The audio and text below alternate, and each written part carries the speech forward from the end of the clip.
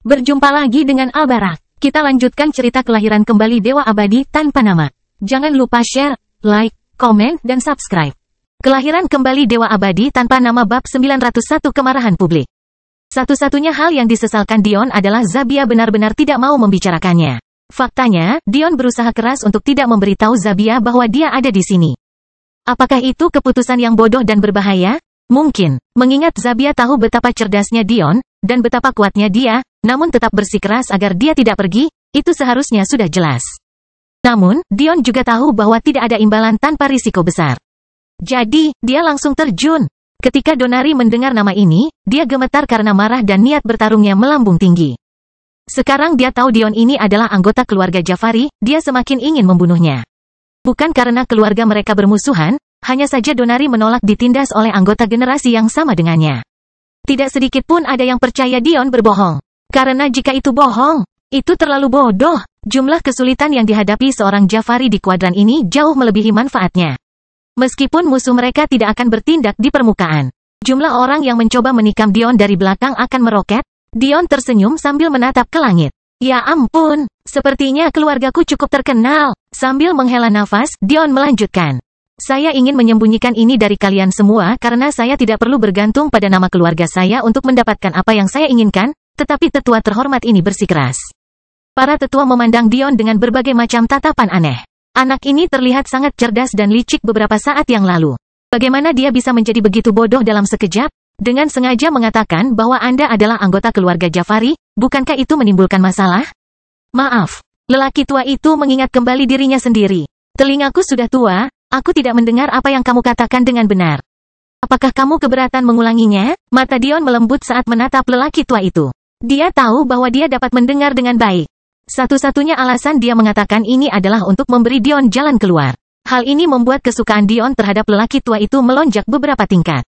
Namun, Dion menginginkannya seperti ini. Sambil mengedipkan mata, seolah mengatakan dia siap, Dion mengulangi. Namaku Dion Jafari. Ayah saya adalah Bol Jafari. Ibu saya berasal dari kuadran 74. Saya menjalani cobaan saya sebagai anggota kuadran 74. Namun, bertentangan dengan keinginan keluarga saya memutuskan untuk kembali dan bersenang-senang di tempat lama kami menginjakkan kaki. Tekanan yang menindas muncul dari Dion yang membuat mata sesepuh itu melebar karena terkejut. Kalian semua bisa memanggilku Duke Jafari. Tiba-tiba, semua orang mengerti mengapa Dion berani kembali.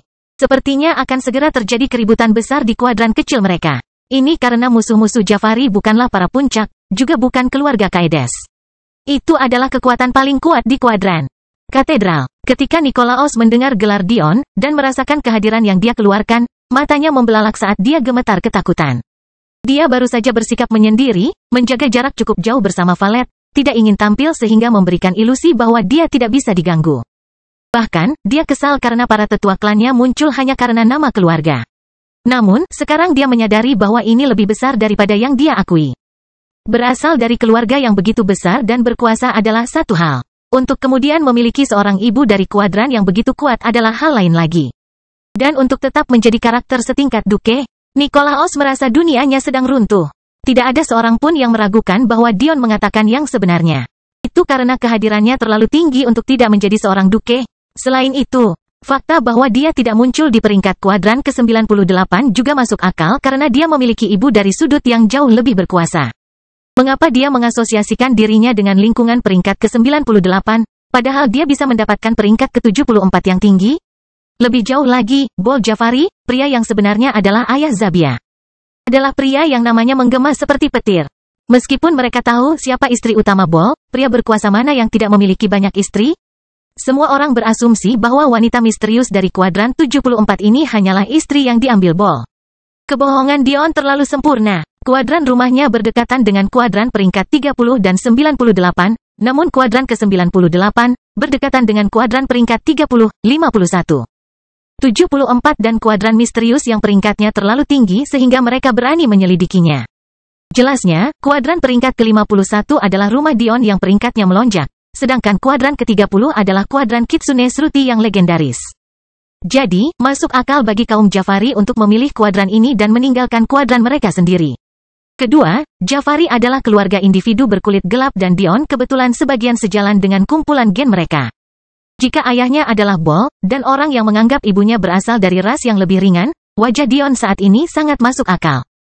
Ketiga, kekuasaan berbicara atas segalanya. Fakta bahwa Dion adalah seorang duke yang membuat banyak orang tidak berani berkata-kata.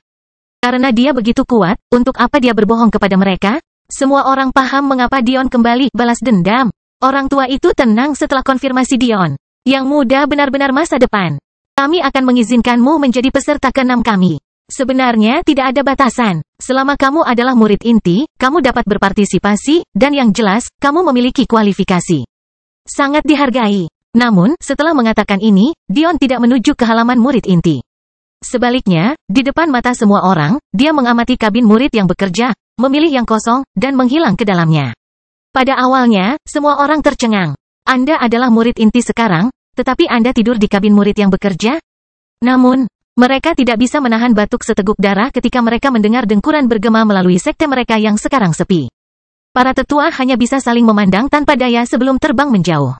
Bagaimana menurut kalian semua? Orang-orang tua dari puncak tak terlihat telah berkumpul, dengan jelas berbicara tentang penampilan Dion. Dia mungkin sangat cerdas, lebih pintar dari siapapun yang pernah saya temui, atau dia sangat bodoh. Seorang wanita paruh baya mendengus. Jika dia adalah anggota keluarga Jafari, dia mengetahui perjuangan di kuadran ini. Meskipun Jafari dan subklannya menderita, mereka termasuk orang-orang yang menjadi lebih baik setelah menentang katedral.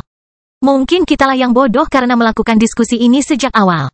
Aku yakin katedral sudah lama memasang mata-mata di puncak kita dan di antara setiap keluarga. Mengetahui hal ini, kita tidak bisa melakukan apapun untuk mengubah situasi. Ngomong-ngomong, jadi kenapa kita repot-repot? Meskipun ada kepastian 100% bahwa ada anggota katedral di antara kita, jika mereka begitu bodoh sehingga melapor kembali karena alasan sepele seperti itu. Oh, mereka tidak akan bertahan lama. Penatua lainnya mengangkat bahu. Benar, apapun yang terjadi, aku yakin anak ini cukup menarik. Dia tahu bahwa katedral peduli dengan penampilan luar mereka, jadi mereka tidak akan pernah bertindak melawannya secara terbuka. Paling-paling, mereka perlu menemukan atau mengarang sesuatu untuk membuatnya tampak berharga. Menghukum. Kau yakin dia melakukan ini untuk memberi tekanan pada katedral? Lagi pula, semakin banyak orang tahu tentang dia, dan semakin terang dia bersinar, semakin kuat alasan katedral untuk menghapusnya. Tepat sekali. Dulunya kuadran kita penuh dengan kejayaan, tapi kita terus-terusan ditekan, demi apa? Alih-alih berada di kuadran peringkat atas yang prestisius, kini kita terpuruk di kuadran paling bawah. Kuadran kita menang tidak lama lagi kita akan menduduki peringkat ke-100 dan terjebak di sana seperti kuadran rusa langit. Seorang tetua tertawa, betapa menariknya hidup ini. Mantan kuadran peringkat 100 mendapati diri mereka seorang Dion yang menyebabkan kebangkitan mereka yang meroket, mungkin para dewa telah mengirimkan Dion kita sendiri untuk membangkitkan kita. Para tetua tertawa mendengarnya. Sungguh suatu kebetulan. Bagaimanapun, jawab seorang tetua dengan serius. Biarkan saja alam mengambil jalannya. Katedral tidak akan berani membunuh seorang duke secara terang-terangan agar tidak menimbulkan kemarahan publik. Kelahiran kembali Dewa Abadi tanpa nama bab 902 ditekan. Para tetua ini tidak mungkin mengetahui bahwa kedua Dion yang mereka tertawakan adalah orang yang sama. Namun, mereka benar dalam satu hal, membunuh seorang duke bukanlah masalah kecil. Setelah sekian lama berada di peringkat rendah, publik mendambakan lebih. Namun, mereka tidak punya pilihan selain menelan rasa frustrasi mereka karena mereka tidak memiliki talenta muda yang cukup berbakat. Mungkin bagian yang paling menyusahkan dari semua ini adalah bahwa hal ini hanya dianggap sebagai pengetahuan umum di sekitar 5 atau lebih alam semesta utama dan terkuat di kuadran mereka. Adapun jumlah yang tersisa, informasi disensor sepenuhnya dan perjalanan juga sangat dibatasi. Menurut The Cathedral, ini demi keselamatan individu-individu yang lebih lemah. Tapi, orang cerdas tahu hal berbeda. Saat ini, orang mungkin bertanya-tanya, dengan begitu banyak sensor dan pemantauan, bagaimana Dion bisa memasuki kuadran ini dengan begitu mudah? Dion juga memikirkan hal ini. Namun, dia belum mendapatkan jawabannya. Sepertinya dia harus perlahan-lahan mencari tahu mengapa kuadran kedap udara memiliki lubang yang tampak besar di sistemnya. Selain itu, informasi ini diketahui oleh alam semesta utama dan paling makmur di kuadran ke-98. Oleh karena itu, banyak keluarga dan sekte kuat yang tinggal di sini. Setelah sekian lama ditindas oleh katedral, mereka sudah kesal dan tidak puas. Hanya saja pihak katedral sangat pandai memanipulasi opini publik dan mengalihkan perhatian keluarga ke hal-hal yang tidak terlalu penting. Namun, jika mereka memberikan alasan terang-terangan kepada keluarga-keluarga ini untuk bekerja sama, meskipun katedral pada akhirnya tetap menang, itu tidak berarti mereka tidak akan menderita kerugian. Oleh karena itu, mereka harus melakukannya dengan hati-hati. Kemungkinan besar saat ini, dengan jaringan informasi yang kuat, mereka sudah mengetahui tentang kemunculan Dion dan sudah merencanakan. Di alam semesta yang sama, di planet tempat Soul Rending Peak berada, kota terbesar di kuadran berdiri, kota katedral.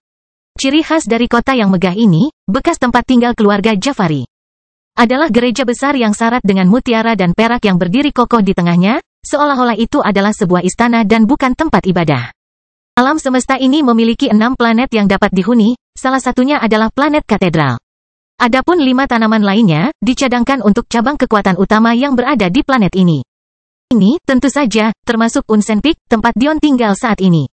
Saat ini, di dalam gereja yang tampaknya murni dan suci, kekuatan gelap sedang bergerak di dalam. Anehnya, tindakan mereka tidak ada hubungannya dengan Dion, tetapi tampaknya masalah Dion merupakan tambahan yang cocok untuk topik diskusi mereka. Di ruang bawah tanah katedral. Bagaimana kuota bulannya? Di atas ekspektasi, tapi tidak terlalu gila. Kami memiliki aliran pendapatan yang stabil selama beberapa milenium terakhir. Itu bagus. Lelang Centennial Kuadran Sapientia akan segera hadir. Tanpa modal yang cukup, kita tidak akan mampu bersaing dengan kuadran teratas tersebut. Untuk tetap khawatir tentang hal seperti itu, kamu benar-benar penggerutu uang, 10 tua. Kami telah mengumpulkan kekayaan ini selama ribuan tahun, kami sudah lama memiliki cukup kekayaan untuk bersaing. Kecuali, kamu telah menyia-nyiakannya. Atas dan ada sesuatu yang harus kita khawatirkan? 10 tua membeku sebelum menyipitkan matanya. Bahkan sebagai sebuah lelucon, mengatakan hal seperti itu bisa dibilang merupakan hukuman mati mengingat untuk siapa mereka bekerja. Tak satu pun dari mereka yang berani melakukan hal seperti itu. Kenapa 10 tua begitu serius? Tidak perlu menganggap serius ocehan orang tua. Melihat ketegangan itu, sesepuh berjubah lainnya menyela. Lupakan saja, 12 tua, kamu tahu lebih baik untuk tidak mengatakan hal seperti itu. Selain itu, kita semua tahu betapa tidak nyamannya bagi majikan kita untuk masuk ke kuadran kita. Namun, mereka memiliki waktu yang jauh lebih mudah untuk mengirimkan anggota generasi muda yang kurang terlihat. Ki iblis mereka belum begitu kuat, dan, dengan demikian, tidak dapat dilacak. Mengapa kamu memberitahu kami hal ini? Bukankah sudah jelas, idiot? Dia memperingatkanmu, orang bodoh yang kurang ajar. Untuk tidak memperlakukan mereka seperti anak-anak hanya karena mereka memang anak-anak, kecuali kamu ingin mati dengan cara yang buruk. Tetua yang meredakan ketegangan untuk pertama kalinya sekali lagi menyela. 10 tua, 12 tua, saya tidak akan mengatakannya lagi. Saya biasanya mentolerir pertengkaran Anda, tetapi panjang tali saya adalah 0 untuk beberapa bulan mendatang. Klan Peri Kegelapan, Klan Hitam Fulgur, Klan Binatang Buas Infernal, Sekte Gerhana, dan bahkan Istana Mimpi Buruk semuanya telah mengirimkan perwakilannya. Udara tersedot keluar ruangan saat klan-klan ini terdaftar. Masing-masing klan lebih legendaris dari klan berikutnya. Klan Dark Elf adalah bekas cabang kerajaan Elfin yang terlibat dalam praktik setan. Namun, tidak seperti elf yang secara bawaan memiliki konstitusi tingkat bumi. Tubuh Dark Elfin pada dasarnya memiliki tingkat surga. Klan Fulgur Hitam adalah keluarga pembudidaya petir hitam dan termasuk di antara sedikit yang bertahan mengungkap rahasia kehendak paling mengesankan dan misterius di seluruh keberadaan. Klan Binatang Buas Infernal adalah musuh terbesar klan Binatang Surgawi, dengan kekuatan yang setara dengan mereka. Dan juga mengikuti jalan iblis. Sekte Eklis adalah faksi yang dibangun di atas teknik budidaya legendaris yang melampaui tingkat dewa puncak. Namun, tidak satu pun dari 4 klan dan sekte ini yang mendukung Istana Mimpi Buruk yang memerintah mereka semua. Mungkin bagian yang paling mengejutkan adalah jika siapapun di luar ruangan ini mendengar pembicaraan ini dan melihat reaksi-reaksi ini, mereka akan menjadi sangat bingung. Karena meskipun begitu mengesankan dan tidak diragukan lagi sekuat 3 kuadran teratas kosmos. Nama-nama klan ini sama sekali tidak diketahui. Pertanyaannya adalah, di alam eksistensi yang pasti hanya memiliki 100 kuadran dan 10.000 alam semesta. Di alam eksistensi di mana setiap klan yang kuat ditampilkan secara penuh agar dapat dilihat semua orang. Dari mana datangnya para pesaing ini, Kak? Kenapa? Kenapa mereka mengirim begitu banyak ahli? Saya tidak tahu detailnya, tapi mereka pasti tidak akan mengirim begitu banyak pemuda jenius ke lingkungan berbahaya tanpa alasan. Ini seperti kombinasi lelang Sapientia, memastikan bahwa investasi mereka berjalan dengan baik, serta acara menara epistemik yang akan datang. Para tetua mengerutkan alis mereka. Acara apa? Kenapa aku belum pernah mendengarnya? Bahkan anak haram Dion yang kita terima laporannya beberapa jam yang lalu. Tidak ada artinya sebelum para jenius itu bermaksud untuk berpartisipasi dalam acara ini. Kuadran kecil kita tidak akan pernah mendengarnya.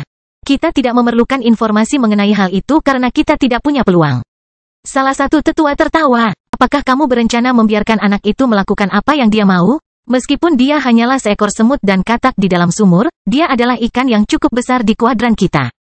Kalian semua tahu bahwa klan iblis itu menang. Jika hal ini tidak berguna bagi kita lebih lama lagi, pada saat itu, semua masalah kita harus kita selesaikan. Akan jauh lebih sulit untuk mempertahankan posisi kita yang berkuasa pada saat itu. Menangani anak itu tidak akan mudah. Jika dia memutuskan untuk tetap berada dalam kegelapan, dan jaringan informasi kami mengendusnya, menyingkirkannya akan semudah membalikkan tangan. Namun, saat ini, namanya juga sudah tidak diketahui lagi. Terkenal, HMPH. Satu-satunya alasan dia menjadi begitu terkenal begitu cepat adalah karena para tetua dari puncak tak terlihat menyebarkannya dengan sengaja meski mengatakan mereka tidak akan melakukan apapun untuk. Itu tidak masalah. Dia hanyalah pengumpul esensi tahap pertama yang kebetulan mengetahui beberapa pemurnian tubuh. Dia bahkan bukan tandingan murid inti puncak rending jiwa, apalagi menjadi ancaman bagi kami. Jika kamu benar-benar ingin menyingkirkannya, lakukan saja selama penilaian tahun ini. Bagaimana dengan itu? Ubah saja peraturannya sedikit. Tetua itu berkata sambil mengangkat bahu yang menjelaskan bahwa dia tidak terlalu peduli. Karena dia seorang duke, berikan saja dia kesempatan untuk menjadi legate of Soul Rending Peak dengan mengalahkan salah satu dari dua duke mereka saat ini. Lalu, suruh mereka membunuhnya. Kita bahkan tidak perlu berusaha sekeras itu. Kata sesepuh lainnya secara misterius. Ingat, dia bilang dia adalah duke dari kuadran ke-74, kalian semua tahu maksudnya kan? Mata para tetua melebar. Dia sedang ditekan. Kelahiran kembali Dewa Abadi tanpa nama bab 903 tidak sesederhana itu. Senyum licik menyebar kemana-mana. Meskipun kuadran kita lemah sekarang, penindasannya tidak terlalu berbeda dari sebelumnya. Saat ini, dia hanyalah pengumpul esensi tahap pertama, menghadapi penindasan setidaknya 50% atau bahkan lebih dari kekuatannya. Dalam kasus ini, kita mungkin bisa membunuhnya bahkan sebelum dia mendapatkan tempat di Soul Rending Peak. Bukan itu sepenuhnya masalahnya. Kamu mungkin tidak mengetahui hal ini karena kejadian ini cukup jarang terjadi, tapi mereka yang berbagi garis keturunan dari dua kuadran menghindari penindasan di keduanya. Saat ini dia seharusnya berada dalam kekuatan penuh. Bagaimana mungkin hanya pengumpul esensi tahap pertama yang bisa mengalahkannya, menjadi murid batin jika dia ditekan hingga 50% kekuatannya? Itu tidak masuk akal. Penatua yang berbicara merasa malu, tetapi masih mengangguk sebagai tanda terima. Ada banyak cara untuk menghindari penindasan kuadran. Yang pertama adalah berbagi garis keturunan dengan seseorang yang tidak tertindas. Yang kedua adalah mengumpulkan cukup keyakinan dari kuadran tersebut dengan menjadi tokoh penting atau wakil. Yang ketiga adalah memiliki kekuatan yang cukup untuk menekan kuadran itu saja. Yang keempat tentu saja lahir di kuadran itu. Dan satu lagi metode unik yang diberikan oleh teknik budidaya Dion, meskipun metode unik seperti ini sangat langka dan banyak dicari. Terdapat juga penindasan berbasis alam semesta, namun hal ini seringkali lebih dapat diabaikan dibandingkan penindasan tingkat kuadran. Selain itu, fakta bahwa Ibu Dion berasal dari kuadran ke-74 dan ayahnya berasal dari kuadran ke-98, diduga berarti dia bebas dari penindasan di kedua kuadran tersebut. Logika ini ada dalam perhitungan Dion. Dia ingin, selama mungkin, menyembunyikan kekuatan aslinya. Versi dirinya yang lebih muda tidak akan pernah melakukan hal seperti itu, tapi dia memaksa dirinya untuk memikirkan lebih dari sekedar egonya akhir-akhir ini. Jika para tetua ini mengetahui bahwa meskipun ditekan hingga kurang dari 50% kekuatan puncaknya, dia mampu mencekik murid batin, akan ada masalah. Faktanya, kemungkinan dia meninggalkan kuadran ini turun hingga mendekati nol. Kalau begitu kita akan melanjutkan rencana pertama, kata sesepuh lainnya dengan acuh tak acuh. Selain itu, kapan kita akan menerima anak-anak muda dari klan iblis ini? Kita harus mengadakan semacam upacara. Kita juga membutuhkan cara untuk mengintegrasikan mereka tanpa orang lain bertanya. Aku seharusnya mengendalikan anak-anak muda ini, tapi jika tindakan mereka terlalu merajalela, hal itu mungkin menimbulkan masalah di masa depan bagi kita dan klan mereka. Hal seperti itu tidak diperlukan. Pada saat itu, suara yang sangat dingin namun manis terdengar. Seolah-olah datang dari dalam neraka, namun juga berhasil membawa kelembutan suara perempuan. Pada saat itu, kecantikan tiada taraf masuk ke dalam ruangan, entah bagaimana menghindari indera semua tetua yang hadir. Wajahnya tampak terpahat dengan halus dari es yang paling murni. Kulitnya sangat pucat dan dipadukan dengan gaun putihnya yang menjuntai, seolah-olah hantu wanita yang menggemparkan dunia baru saja masuk. Rambut putih panjangnya menghilang ke dalam lipatan gaun putihnya, dengan lembut menghiasi tanah tempat gaunnya berada. Siapapun yang mengatakan bahwa mereka pernah melihat wanita yang lebih cantik pasti pantas dibantai di tempat dia berdiri. Para tetua telah lama melampaui usia normal tak berdasar. Telah mendekati akhir hidup mereka untuk waktu yang lama, tapi melihat gadis ini usianya jauh lebih muda dari mereka, mau tak mau mereka merasakan api itu berkobar kembali. Namun, tidak satupun dari mereka yang berani menatap terlalu lama. Wanita muda ini sama sekali tidak normal. Rambut putih itu hanya merupakan simbol dari satu keluarga klan iblis. Eksistensi paling kuat saat ini di Istana Mimpi Buruk. Keluarga kerajaan, keluarga Rahwana. Jika mereka benar tentang hal itu, maka satu-satunya wanita muda yang mampu mengekang para jenius yang mengikutinya adalah orang jenius terhebat di keluarga mereka sejak awal mereka lahir. Putri Lilith. Dia baru berusia 21 tahun ini, namun dia sudah menjadi orang suci tahap ke-12. Orang suci kelas 1. Faktanya, dikabarkan bahwa dia bisa menerobos kapan saja, tapi sedang menunggu sesuatu. Tingkat kecepatan kultivasi ini sungguh tak tertandingi. Sebenarnya, para tetua ini tidak memenuhi syarat untuk mendapatkan informasi seperti itu. Hanya saja orang-orang lemah yang biasanya dikirim oleh klan iblis untuk memantau mereka akan memberi mereka beberapa informasi untuk beberapa keuntungan kecil di sana-sini. Inilah sebabnya mereka tahu banyak. Namun, untuk melihat kebenaran di hadapan mereka sekarang, itu keterlaluan. Salam para tetua. Nama saya Lilith Ravana. Saya diutus untuk mewakili Istana Mimpi Buruk dalam memimpin anggota generasi muda yang kami kirimkan kali ini. Saat wanita muda itu berbicara, seolah-olah semua orang yang mendengarnya dibawa ke alam mimpi. Suaranya sendiri seperti teknik ilusi yang membuat mereka ingin menceritakan semua rahasia mereka.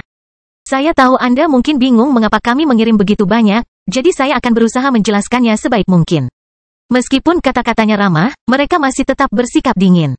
Pertama, tempat asal kita tidak memiliki menara epistemik, jadi kita tidak dapat mengambil bagian dalam harta karun mereka. Para tetua kita sudah lama menyesali hal ini dan akhirnya memutuskan untuk memanfaatkan kesempatan yang diberikan. Kedua, lelang keluarga Sapientia memiliki barang penting yang harus kami beli. Tanah asal kami tidak memiliki batu energi standar, jadi meskipun kami kaya raya, kami tidak memiliki mata uang yang dapat dikenali untuk kuadran Anda. Oleh karena itu, kami membutuhkan bantuan Anda dalam mencapai hal ini. Ketiga, ada peristiwa penting yang terjadi di menara epistemik yang akan menjadi pemicu baik bagi kami, jadi kami memutuskan untuk berpartisipasi. Para tetua mengangguk penuh semangat, seolah-olah mereka saling berebut untuk membuktikan siapa yang mendengarkan lebih baik. Kami memerlukan beberapa hal darimu selama ini. Lilith melanjutkan tanpa merasa terganggu. Pertama, kami membutuhkan akomodasi untuk 15 orang. Pastikan semua pelayan perempuan saya adalah perempuan. Kedua, aturlah rekan tanding untuk sesama anggota klan iblisku. Meskipun aku bisa memerintahkan mereka pada saat-saat penting, jika mereka tidak sering mengeluarkan tenaga, mereka bahkan tidak akan mematuhiku. Ketiga, tugas pemegang kunci di kuadran ini akan diserahkan kepadaku sesegera mungkin. Jika pemegang kunci tidak yakin, katakan padanya bahwa dia bisa menantangku kapan saja. Keempat, aturlah barang-barang terbaik yang kamu miliki di pasar jiwa dan jual semuanya. Setelah ini, hal itu tidak lagi diperlukan. Dengan kata-kata terakhir itu, si cantik berbelok ke kiri seolah-olah dia belum pernah ke sana sejak awal. Dion tidak tahu tentang kedatangan orang-orang jenius seperti itu, tetapi meskipun dia tahu, dia tidak akan peduli. Ini bukan karena dia tidak tertarik dengan asal-muasalnya, melainkan karena hal itu tidak akan terlalu memengaruhi rencananya. Sejak awal, Dion sudah berencana menghadapi kekuatan rahasia dan kuat, kebetulan mereka muncul jauh lebih awal dari yang dia perkirakan. Namun, pasar jiwa ini adalah sesuatu yang Dion belum pernah dengar satu kata pun. Meskipun ia rajin melakukan investigasi, selain mendengar betapa kuadran ini membenci para penanam jiwa, kata jiwa hanya muncul ketika mengacu pada Soul Rending Peak. Tentu saja, Dion merasa aneh bahwa sekte terkemuka di kuadran yang membenci jiwa ini akan memiliki jiwa dunia di dalamnya. Yang lebih pedih lagi adalah kenyataan bahwa meskipun sekte ini bernama Soul Rending Peak, teknik budidaya jiwa Dion sendiri bernama Soul Rend. Kebetulan yang aneh mulai menumpuk. Tetapi Dion tidak memiliki cukup informasi untuk menarik kesimpulan. Mungkin itu hanya sebuah kebetulan. Lagi pula, merobek sesuatu berarti merobeknya menjadi berkeping-keping. Mungkin saja nama sekte tersebut sama sekali tidak ada hubungannya dengan teknik budidaya jiwa Dion dan hanya menggarisbawahi upaya sembunyi-sembunyi untuk membuat kebencian mereka terhadap jiwa menjadi lebih jelas. Dan kemudian ada gajah di dalam ruangan. Meskipun pengembangan jiwa dipandang sebagai bentuk kultivasi yang lebih lemah, hal itu tidak sampai dibenci. Itu tidak masuk akal. Di kuadran ini, pengembangan jiwa hampir mirip dengan praktik setan, seolah-olah para ahli jiwa sedang membentuk aliran sesat dan melakukan pengorbanan terhadap orang yang tidak bersalah. Biasanya, seseorang seharusnya bisa melihat kebodohan seperti itu dengan mudah. Namun, kombinasi sensor dan pembatasan informasi di kuadran membuat masyarakat sulit mendapatkan informasi yang baik. Lebih jauh lagi, katedral sangat mendukung hal ini. Pasar jiwa, sekelompok pemuda jenius dari kuadran yang tidak ada. Sebuah agama yang tampaknya ingin sekali menutup mata umatnya. Kuadran ke-98 ini tidak sesederhana itu. Kelahiran kembali Dewa Abadi tanpa nama bab 904 ketakutan. Saat ini, peristiwa di ruang bawah tanah katedral telah lama berlalu dan murid inti dari berbagai puncak bawahan berkumpul di Soul Rending Peak. Dion tidak melakukan banyak hal selain tidur selama beberapa hari terakhir. Tidak ada yang mengganggunya. Faktanya, kabin murid kerjanya merupakan area paling sunyi di seluruh puncak tak terlihat. Baru pada hari mereka akan berangkat, seseorang membawa satu set jubah hitam bersulam lambang puncak tak terlihat untuk dipakainya. Setelah mengenakan jubah dan memakai sepasang sepatu pejuang bela diri yang terlihat seperti film kungfu tahun 1970-an. Dion mengikatkan pedang lebar besarnya di dadanya menggunakan rantai hitamnya sebelum berjalan keluar. Karena Dion yakin kemana harus pergi setelah ini, dia hanya berjalan ke gerbang, menemukan dirinya berada di samping lelaki tua yang sedang tidur itu lagi. Kau benar-benar tahu bagaimana menjalani hidup ini, Pak Tua. Aku juga tidak sabar menunggu sampai aku bisa tidur sepanjang hari. Orang tua itu mendengus, tidak mau membuka matanya. Bukankah itu yang kamu lakukan beberapa hari terakhir ini? Hanya menyia-nyiakan masa mudamu. Dion tertawa, sebelum menjawab secara misterius. Dan kamu menyia-nyiakan kekuatanmu. Orang tua itu menggelengkan kepalanya. Bocah bau. Biasanya, Dion akan membuat kursi untuk dirinya bersandar. Tapi, dia melakukan yang terbaik untuk memisahkan kepribadiannya. Kecuali itu benar-benar diperlukan, dia tidak akan mengungkapkan kemampuan yang berhubungan dengan jiwanya. Untuk saat ini, dia hanya akan menjadi seorang kultivator tubuh. Sayangnya, ini berarti dia kehilangan banyak poin gaya saat dia menunggu 5 murid inti lainnya muncul. Dion tahu dia tidak muncul lebih awal, dia tiba tepat pada saat murid batin yang membawakan jubahnya menyuruhnya. Jadi, tidak butuh waktu lama bagi Dion untuk menyadari bahwa murid batin itu sengaja membohonginya. Menarik, Dion merasa bahwa murid batinnya ini memiliki keberanian yang cukup besar untuk berani berbohong kepadanya. Sepertinya aku masih belum dianggap serius. Senyum mengembang di wajah Dion.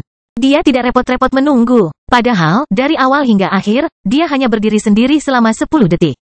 Bahkan dalam mimpi terliar murid batin itu, dia tidak akan percaya bahwa seorang seniman bela diri akan kehilangan kesabaran begitu cepat. Namun, dia jelas tidak memahami Dion dengan baik. Orang tua, aku akan melakukan perjalanan ke sekte dalam. Sebelum lelaki tua yang tertidur itu bisa menjawab, sayap hitam telah muncul di punggung Dion saat sayapnya menghilang ke udara. Marah sekali, lelaki tua itu menggelengkan kepalanya. Karena kamu tahu kamu dibohongi, tidak bisakah kamu kembali ke kabinmu? Meskipun dia memikirkan hal ini, lelaki tua itu kembali mendengkur pada saat berikutnya. Dion berhasil mencapai akhir sekte luar hanya dalam beberapa menit. 6 bagian puncak tak terlihat dipisahkan tidak hanya oleh ketinggian, tetapi juga oleh daratan dan jembatan yang dijaga ketat.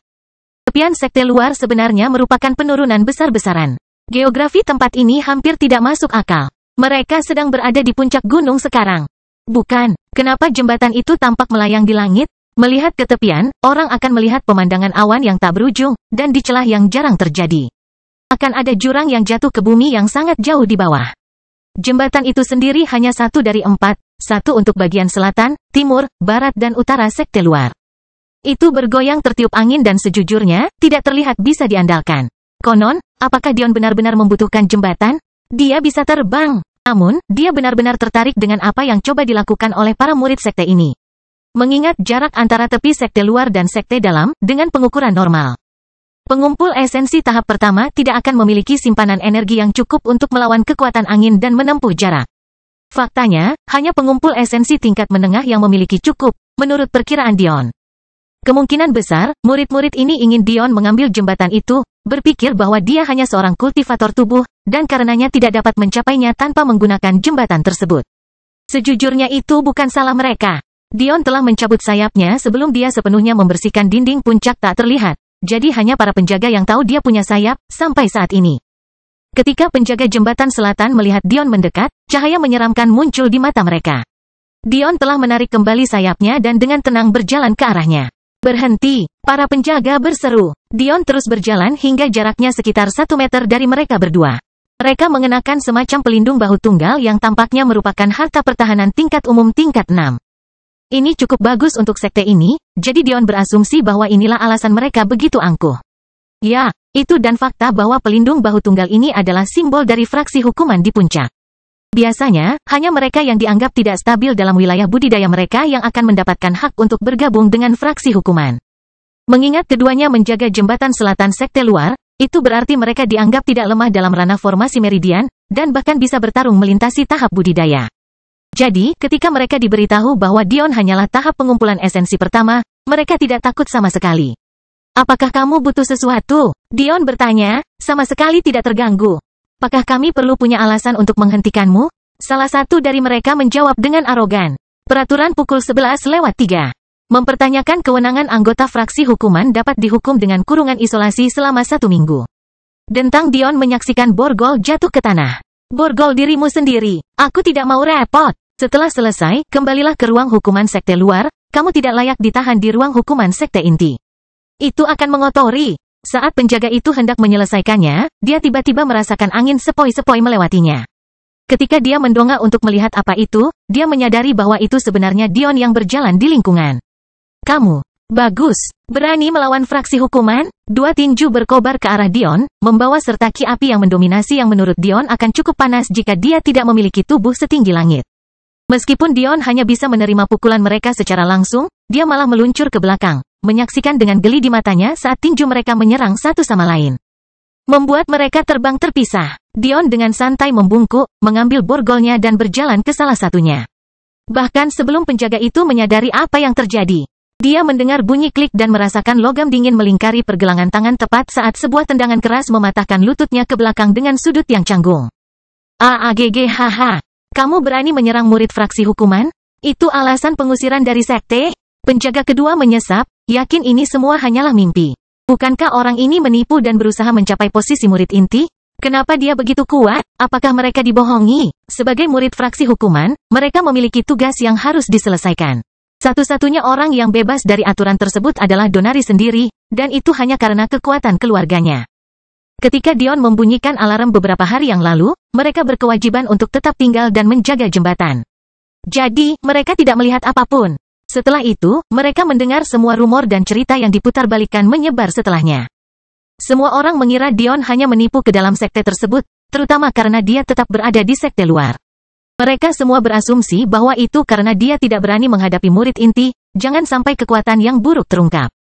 Sedikit yang mereka tahu bahwa Dion tidak peduli dengan manfaat kecil dari sekte inti. Jangankan puncak tak terlihat, bahkan puncak pembelah jiwa pun hampir tidak menarik minatnya. Satu-satunya alasan dia ada di sini adalah untuk mencari dasar operasi untuk menyelidikinya. Tidak lebih, tidak kurang. Namun, tidak disangka para idiot ini melihat ini sebagai tanda kelemahan. Sepertinya dia harus mendidik mereka. Dion meraih tangan penjaga kedua yang mendekat, menamparkan ujung borgolnya yang lain. Penjaga itu terkejut karena Dion tiba-tiba menyala dan menyala-nyala. Tiba-tiba, dia merasakan ketakutan yang tak ada habisnya. Kelahiran kembali Dewa Abadi tanpa nama bab 905 keingintahuan kamu. Bahkan jika kamu bisa mengalahkan kami, kamu tidak akan mendapatkan akhir yang baik. Penjaga itu mulai tertawa seolah-olah dia sudah gila. Dion meraih rantai tengah borgolnya dan melompat ke udara, membiarkannya kusut di bawahnya saat dia menyeberang ke sekte dalam. Begitu dia pergi, kerumunan siswa yang bersembunyi keluar. Tentu saja, Dion sudah memperhatikannya, dia tidak mau peduli. Haruskah kita memberitahu sesepuh sekte luar tentang ini? Baca buku peraturan, idiot. Murid sekte luar tidak punya hak untuk mengganggu murid inti. Hanya tetua inti yang bisa. Tetapi, jangan pernah memikirkannya. Kamu melihatnya sendiri, dia tahu buku peraturan seperti punggung tangannya. Adegan Dion menyeret dua murid fraksi hukuman melalui sekte dalam menyebar seperti api liar. Namun, yang mengejutkan, tidak ada yang berani menghentikannya atau bahkan melontarkan kata-kata celaan. Sesuatu tentang penampilan Dion yang tenang dan acuh tak acuh di hadapan jeritan kesakitan dari dua murid yang dirantai membuat mereka merinding. Ini bukanlah pria yang mampu mereka sakiti. Setelah berjalan-jalan santai, Dion berjalan ke pusat sekte dalam. Di sana, dia menemukan alun-alun komunal yang bertindak sebagai jalur pusat yang bercabang ke setiap area lain di sekte dalam. Dari sini, Anda bisa mengikuti jalan lurus kemanapun Anda pilih. Di tengah-tengahnya ada dua tiang. Satu tiang memiliki peringkat murid-murid dalam dan bertindak sebagai panggung menuju kejayaan. Kutub lainnya memiliki daftar murid-murid terburuk yang pernah muncul di puncak tak terlihat mereka, dan bertindak sebagai panggung yang memalukan. Siapapun yang melakukan pelanggaran yang tidak dapat diampuni tercantum di sini. Sementara kutub pertama berubah tergantung pada wilayah sekte tempat ia berada, serta perubahan kekuatan muridnya, kutub kedua identik baik di sini, atau sekte luar atau inti. Dion melompat ke puncak tiang kedua, masih menggantung kedua murid fraksi hukuman di tangannya. Setelah mengobrak-abrik barang-barangnya, dia berhasil menemukan pisau yang cocok. Dengan ayunan tangannya yang santai, mereka ditelanjangi selain pelindung bahu tunggal mereka. Kemudian, dipaku pada kutub dosa dengan menggunakan borgolnya. Setelah menyelesaikan ini, Dion dengan santai duduk di atas tiang, terlihat jelas kebosanan di wajahnya. Katakan pada murid batin yang membawa jubahku untuk merangkak ke sini. Dion bersandar di atas tiang. Untuk setiap menit dia membuatku menunggu, dia akan kehilangan satu jari. Untuk setiap 10 menit dia membuatku menunggu, dia akan kehilangan anggota tubuh. Jika dia membuatku menunggu lebih dari setengah jam, dia bisa dianggap kehilangan nyawanya. Di dalam sekte inti, 6 sosok berjubah hitam dan 1 sosok berjubah putih berkumpul di sekeliling meja. 4 orang berjenis kelamin perempuan dan 3 orang laki-laki. Beberapa di antaranya adalah sosok yang dikenali Dion, yaitu Donari, Valet dan Nikolaos. Mereka saat ini berada di halaman yang mewah. Dilengkapi dengan mata air kecil dan bunga yang subur, tertawa satu sama lain seolah-olah mereka adalah sahabat terbaik padahal kenyataannya jauh dari itu. Sebenarnya, mereka adalah kompetisi paling sengit satu sama lain, tapi entah kenapa, mereka bersatu. Meskipun mereka tidak terlalu menyukai satu sama lain, satu kebenaran yang bisa mereka sepakati adalah bahwa mereka masing-masing telah mendapatkan tempat sebagai murid inti. Namun, karakter Dion baru ini tidak melakukan hal seperti itu, jadi mereka memutuskan secara kolektif untuk menghadapinya. Awalnya, mereka berasumsi bahwa dia akan memilih untuk bertahan. Pada saat itu, mereka perlahan-lahan bisa menaikkan taruhannya sampai dia lari dengan ekor di antara kedua kakinya. Faktanya, mereka saat ini sedang menertawakan betapa bodohnya Dion menunggu sendirian di gerbang untuk acara yang tidak akan mereka datangi, setidaknya untuk beberapa minggu lagi. Namun, saat itulah seorang pelayan datang bergegas masuk, terengah-engah. Sebenarnya, akan lebih tepat untuk menyebut pelayan ini sebagai pesuruh, karena dia mengenakan jubah biru milik murid batin. Kakak-kakak, murid batin itu membungkuk dalam-dalam, menyadari bahwa menyela karakter kuat seperti itu bukanlah kepentingan terbaiknya. Ada masalah, mereka berlima mengerutkan kening. Apa yang telah terjadi? Seorang wanita cantik mungil dengan rambut coklat muda bertanya. Saat murid batin berbicara, semakin marah murid inti dan wakil mereka. Mungkin jika mereka berpikiran jernih, mereka akan menyadari bahwa murid batin sedang menghiasi cerita itu sebaik mungkin. Tetapi pada titik ini, mereka bersedia mencari-cari kesalahan apapun pada Dion. Sebenarnya murid batinia tidak punya pilihan selain berbohong. Menurut kabar, karakter Dion ini sebenarnya mengancam akan menyakiti dan menyiksanya. Jika dia tidak menghasut ketujuh orang ini untuk pergi dan menangani Dion secara pribadi, dialah yang akan menderita karena dialah orang yang membawakan jubah Dion kepadanya. Pada awalnya, itu seharusnya mudah. Berbohong kepada murid inti, sedikit mempermalukannya, dan dapatkan kesempatan untuk berkumpul di sekte inti padat energi. Tapi sekarang, hidupnya ada di garis ini. Bagi seorang seniman bela diri, kehilangan anggota tubuh dan anggota tubuh adalah masalah yang sangat serius. Meridian dibelah ke seluruh tubuh, jadi dipotong sedemikian rupa sama saja dengan menghalangi masa depan Anda. Tentu saja, ada banyak metode untuk menumbuhkan kembali hal-hal seperti itu. Namun ini adalah kuadran ke-98. Menemukan hal-hal seperti itu sudah merupakan tugas yang mustahil, apalagi mampu membayar. Jika dia benar-benar membiarkan Dion melakukan ini padanya, dia sama saja sudah mati. Wajah Nikolaos menjadi gelap. Mimpi. Saat ini, 15 menit telah berlalu sejak pernyataan Dion. Dia terus berbaring seolah-olah apa yang terjadi sama sekali tidak ada dalam dirinya, menikmati suasananya. Mereka yang berkumpul tidak tahu apa yang akan terjadi dan mau tidak mau harus berkumpul. Yang paling pintar di antara mereka mulai menjual kursi ke tempat yang paling menguntungkan untuk melihat aksi terbanyak pada jarak paling aman. Mengingat ada banyak bangunan milik di sekitar pavilion sekte dalam, jumlah orang seperti ini tidak sedikit. Tiba-tiba, suara yang menggelegar terdengar. Bajingan kecil, kamu berani melontarkan wajah fraksi hukuman dengan cara seperti ini? Kerumunan menyaksikan dengan kaget ketika sesepuh sekte dalam muncul di udara. Dilihat dari pelindung bahunya, identitasnya lebih dari jelas. Fraksi hukuman dibagi menjadi hierarki yang terorganisir. Ada anggota murid, tetapi juga anggota yang lebih tua, sementara itu juga bagian lagi. Pada dasarnya, anggota murid luar dan dalam digambarkan oleh anggota tua luar dan dalam. Adapun anggota inti, hanya ada satu, dan dia adalah ketua fraksi hukuman. Ini semua berarti bahwa seorang tetua dalam fraksi hukuman hanya memiliki otoritas kedua setelah sang ketua. Dion yang berbaring dengan santai sambil melirik ke arah sesepuh yang berdiri di langit. Dia merasa geli karena pelindung bahu tunggal itu masih merupakan harta perlindungan tingkat praktisi tingkat 6. Jelas sekali, dia terlalu dimanjakan untuk menjadi penerus sekte rusa langit. Tetua, tolong bantu kami. Kedua mantan penjaga jembatan itu berteriak dengan tertahan. Mereka belum lama digantung di sana, tetapi pergelangan tangan mereka lecet, lengan mereka sangat tidak nyaman. Dan mereka ditelanjangi agar dapat dilihat semua orang. Ini adalah momen paling mendesak dalam hidup mereka. Dan ini belum lagi fakta bahwa Dion telah menghancurkan tempurung lutut mereka. Penatua di langit mengenakan jubah biru yang jauh lebih gelap daripada jubah sekte dalam pada umumnya, tapi wajahnya benar-benar merah karena marah. Namun, Dion memperkirakan cukup menarik. Fakta bahwa dia tidak menyerang sudah lebih dari cukup untuk menangkap rasa penasaran Dion. Dion tersenyum. Kamu bukan orang tua yang buruk. Dengan persepsinya, melihat karakter orang yang lebih lemah darinya adalah hal yang cukup sederhana dalam keadaan normal. Meskipun tetua sekte dalam adalah orang suci tingkat rendah. Dan Dion ditekan hingga kurang dari 50% dari kekuatan puncaknya, dia tidak terlalu kehabisan tenaga sehingga dia tidak bisa menangani orang suci kelas 4. Kelahiran kembali Dewa Abadi tanpa nama bab 906 berhenti. Menurut aturan, Dion ternyata salah. Jadi, dia tidak menemukan masalah apapun dengan seorang tetua yang marah padanya. Dia hanya tidak peduli. Beberapa hari yang lalu, lusinan tetua menyaksikan Donari membunuh murid batiniah dan tidak ada yang mengambil tindakan terhadapnya. Dion tidak akan membunuh orang begitu saja, pada kenyataannya. Dia bahkan tidak serius untuk membunuh murid batin yang membawakannya jubahnya, tapi itu tidak berarti dia akan membiarkan tamparan di wajahnya atas nama mengikuti aturan. Konon, Dion masih membutuhkan Unsenpik. Ada alasan mengapa dia tidak menggunakan taktik sombong yang sama untuk memaksa masuk ke Soul Rending Peak. Dan itu karena para tetua dari puncak utama itu tidak bisa dengan mudah ditangani oleh Dion bahkan dalam keadaannya yang tidak tertekan, biarkan sendirian yang tertekannya. Karena itu, dia terpaksa memanfaatkan puncak tak terlihat. Pada akhirnya, ini berarti tindakan pelanggaran aturan Dion masih harus menjaga suasana rasionalitas, jangan sampai dia kehilangan pijakannya di Soul Rending Peak. Sang tetua, yang masih berdiri di langit, terpana dengan kata-kata Dion, dan bahkan lebih terkejut lagi karena kata-kata itu tidak datang dengan nada mengejek. Saat tetua hendak merespons, suara lain menyela dia. Menghadapi hal ini adalah tanggung jawabmu, tetua yang terhormat. Izinkan si kecil ini mengambil peran sebagai kakak laki-laki dan mendisiplinkan mereka yang perlu didisiplinkan. Kerumunan tidak bisa menahan nafas ketika mereka melihat barisan 7 orang yang memasuki pavilion.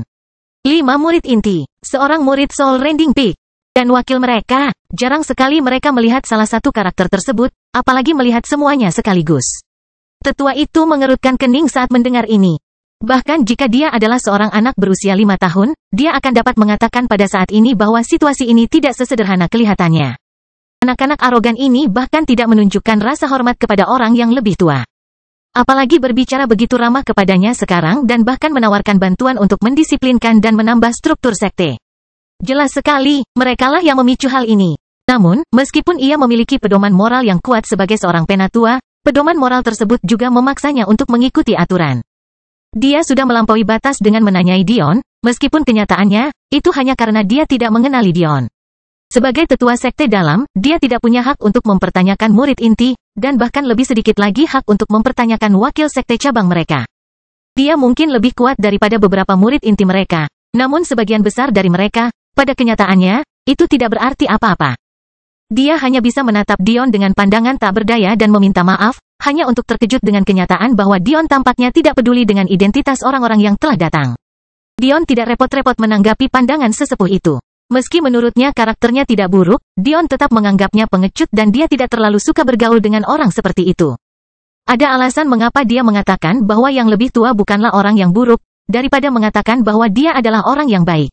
Dengan santai melirik murid-murid yang mendekat, Dion mengamati mereka sebelum matanya tertuju pada seseorang yang bersembunyi jauh di belakang 7 orang di depan. Dion tidak membutuhkan banyak usaha untuk menyadari bahwa ini adalah murid sekte dalam yang membawakan jubahnya. Dengan satu lompatan, Dion dengan lembut mendarat di tanah meskipun ada beban di punggungnya. Bagus kalau kamu turun sendiri, Nikolaos berkata ketika dia memperhatikan tindakan Dion. Ini menyelamatkanku dari kesulitan datang menjemputmu sendiri. Akui kesalahanmu dan terima hukumanmu. Nikolaos mulai memancarkan aura dunia lain, menyebabkan orang-orang di sekitarnya merasa seolah-olah dia telah meletakkan satu tangan di leher mereka masing-masing. Hak istimewa yang dimiliki seorang legate sangatlah banyak, namun salah satu yang paling penting adalah kemampuan untuk sepenuhnya menekan klan atau sekte mereka. Sebagai anggota klan atau sekte manapun, Anda memiliki sebagian kecil dari keyakinan klan tersebut yang melindungi Anda. Keyakinan tersebut kemudian meningkat seiring dengan meningkatnya posisi yang Anda peroleh di klan atau sekte tersebut. Namun, di antara sekte atau klan, tidak ada yang memiliki keyakinan lebih dari patriark. Setelah patriark, wakilnya tidak ketinggalan jauh. Hal ini tampaknya cukup sederhana, namun kenyataannya jauh lebih kompleks. Meskipun setiap orang dalam suatu sekte memiliki keyakinan, satu-satunya yang secara sadar dapat memobilisasinya adalah wakil. Artinya, jika Anda telah bergabung dengan suatu sekte dan membuat marah wakilnya, kemungkinan Anda memenangkan pertarungan hampir nol. Ini bukan karena wakilnya pasti lebih kuat, meskipun kemungkinan besar mengingat posisi mereka. Itu karena seorang wakil memiliki kemampuan untuk menekan siapapun dari sekte mereka dengan memanfaatkan keyakinan yang mereka miliki secara inheren dalam diri mereka. Dengan kemampuan ini, Nikolaos tidak terkalahkan, dan menurut pendapat semua orang, dia akan tetap tak terkalahkan. Dion berhenti sejenak dalam perjalanannya dan melirik fitur sombong Nikolaos.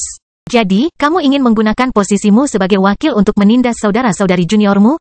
Menggertak, Nikolaos mencibir. Kamu jelas-jelas telah melanggar peraturan puncak tak terlihat kami.